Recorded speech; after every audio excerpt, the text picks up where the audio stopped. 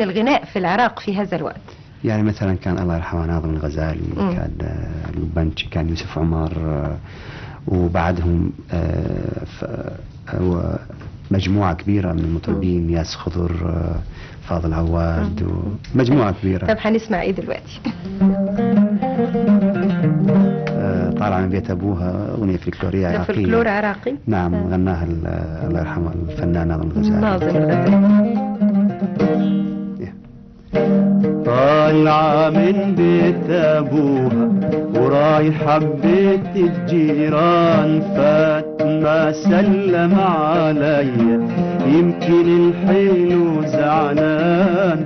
قلت لها يا حلوة رويني عطشان مية سقيني، قلت لها يا حلوة رويني عطشان مية سقيني.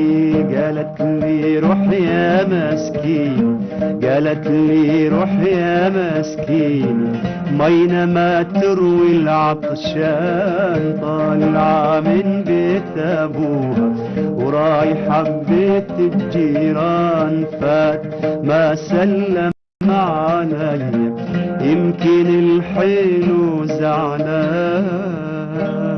الله يا أستاذ كاظم، جميلة جدا.